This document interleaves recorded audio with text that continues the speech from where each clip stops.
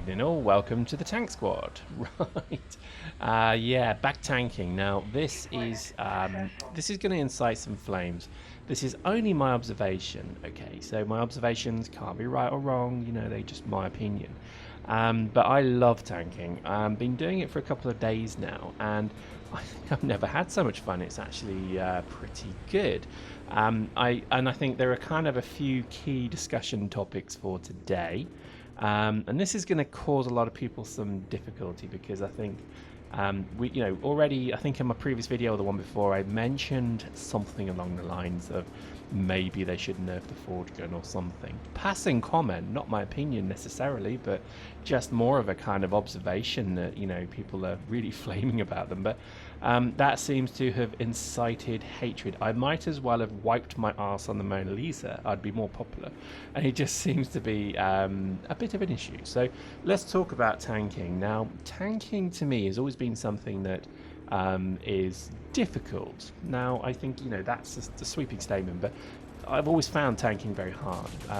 Let's talk about that from a very simplistic point of view, is that tanking is always difficult because of the controls. Getting the controls to do what you need them to do is always a bit hard.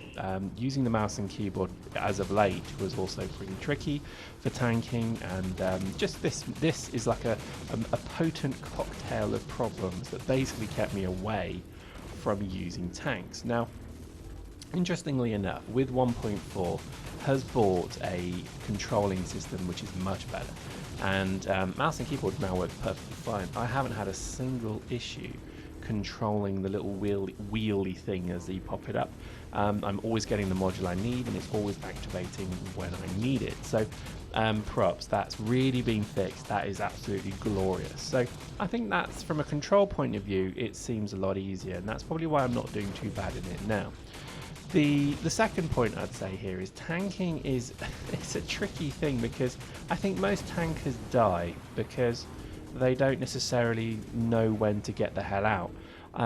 As you can see here, this is actually literally the first game we played, I believe, where I was tanking again, and I haven't tanked in months and months, literally months and months. So I'm cautious, and I'm sort of sat here. I mean, Evo's in his tank. And I think, you know, it was pretty much, I was taking my lead from him. You know, what he was doing, I was kind of supporting, because 2 tanks with, you know, what is 6 turrets is a pretty deadly thing, let's face it. But I was still being very cautious. And what I found was actually tanks aren't actually that strong, even the best ones in the game. This fit I'm rocking here is actually very good. It's not ideal, but again, this is a low skill point character, but in essence, this is a pretty strong armor tank fit. So naturally, single repper, best repper you can get, basically. Best 2 hardeners you can get, 180mm polycrystalline plate, and local power extension unit, and then 2 missile turrets on the lows, on the smalls, and then, you know, as good a blaster turret as you can fit, and just generally try and make that kind of squeeze together. And you've got yourself a pretty decent Madruga blaster brawler kind of fit. And I found this works pretty well, better than my other fits that maybe I've mentioned in previous videos. I will sort of do some, I'll share the fitting maybe in a fitting video, either right after this or right next to this, we'll see. But basically, today is really talking more about how to tank and observations around tanking. So I would say, you know, using the tank, you have to kind of treat it as almost just a very decent heavy suit. It's not impervious. Too many people feel that the tank can be rolled into the gates of hell and it can sit there and literally wedge itself up Satan's arse.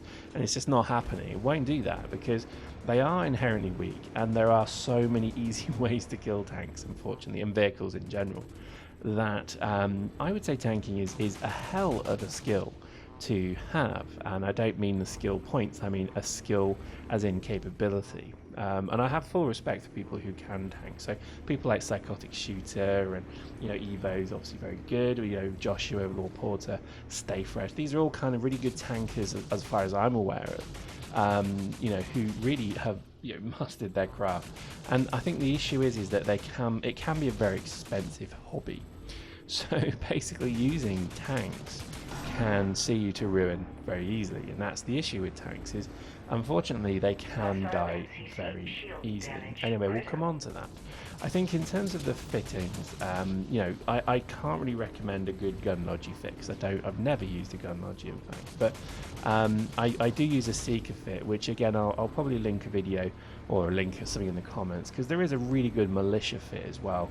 And sometimes tanking isn't about having the best tank and, you know, the best fit and whatever it may be.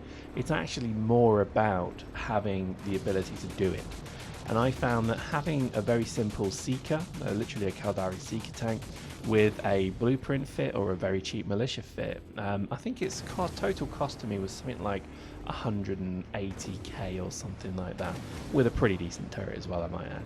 And that pretty much taught me how to tank, because you're incredibly weak, you're afraid of everything, you're like a stumbling Bambi style little deer who quite frankly is going to get nailed by anybody with AV as it happens. And I think that really taught me how to tank, not at a massive cost, and it put me in good stead for this Madruga that I'm running here.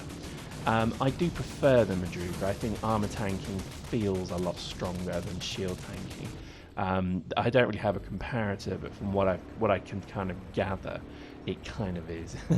But as it stands, it's a pretty decent fit, and it's a pretty decent thing to do, as long as you're a bit more sensible as well in terms of how you do this.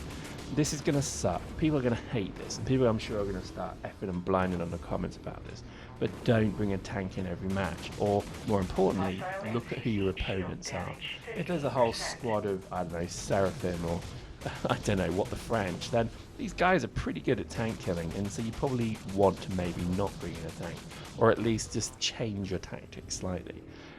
This happened a few times today, and what I was basically doing in that case was bringing in something like a Logi LOV, but still sort of, you know, getting the benefit of using vehicles, still, you know, having fun, running people down. It's not as effective, but, you know, you're still doing something that you enjoy. And I think, you know, you can't always, you know, assume that your tank is going to survive every single round, okay? So have a bit of smarts. Don't call it in if it's pretty obvious you're going to get blown to pieces, because that's just stupid. If you want to use a tank in those kind of scenarios, then try a Seeker tank, okay? What you're seeing here is I'm actually having to hand over gang lead. It's stupid, I know, but I keep forgetting. So when I start gangs, you know, I'm basically in the position where I'm giving other people squad lead, because you can't do orbitals from the tank, which is stupid. You should be able to do that. Anyway, so that's what that was. So let's talk about the AV problem. Anti-vehicle weaponry is pretty potent. It's pretty good. Forge guns, I'm a big fan of the Ishikoni assault forge gun. Have been since since I could first scale it up way back in Chromosome, because it was always a very deadly weapon. I think that the reason I had that, you know, forge gun, and do have that forge gun, is because you need something to deal with gits like me and this tank. And a forge gun versus this tank, I would say, you know, the forge gun will win every day. And that's possibly really what I mean when I say it needs a nerf. I don't necessarily mean a nerf, it just maybe needs a couple of changes. I don't think they should reduce the damage, I don't think they should reduce a lot about it really, but they should make it perhaps a bit less killy. I know that means nothing, but I mean, I'm not a game designer, CCP, you sort it out, but to me I just feel that it would be such a shame if vehicles were, you know, never deployed, because there's just, you know, there's no point deploying a million ISK tank against a 90k forge gun. It's just no point. And I think that's probably my issue. I think there needs to be something that just incentivizes people to firstly go after a tank in a squad or a group. And I think secondly, tanks aren't strong, and they never should be. What I would probably do with a tank is reduce its damage a bit and maybe increase its hit points a bit, but, you know, make it maybe just less vulnerable to the forge gun hits all the time. I don't think a militia tank, for example, my standard Seeker tank, shouldn't die to 2 forge gun hits, which is pretty much all it takes. That feels kind of wrong, but again, it's a militia tank, so prototype versus militia, well, you know, that's an obvious one. So I don't think there is an easy answer, and I'm not going to solution it. I couldn't tell you, what the best solution is at all. But I would say that I love forge guns and I love tanks, and I think it's a bit of a shame if one overpowers the other all the time. Okay, because I do remember the dark days of this game when tanks were ridiculous. They were just stupid, and if somebody called in a really good fitted Madruga or whatever it may be, you pretty much just had to cower because it was actually very difficult to kill. And I don't think we should return to those days either. But I just feel that, tanking is good. I don't think it's the killing frenzy, maiming fest that it used to be. And I would say that, a good squad will kill any tank really quickly. And I think that also feels a bit slightly wrong. I don't know. I always have this feeling that maybe the best thing that they can do is the only way to kill a tank is with another tank or a dropship or a vehicle of some kind. Forge guns have their place, and I think they should continue to be anti-vehicle weapons. But again, nobody really uses dropships. Assault dropships are pointless with forge guns, particularly with the accuracy they have. These are all kind of problems, I think. Yes, I know you love your forge gun. I love mine as well, and I love that feeling when you pretty much know you've got a dropship and it's going down. There is no way he'll survive, and I think that is going to be a bit of a problem.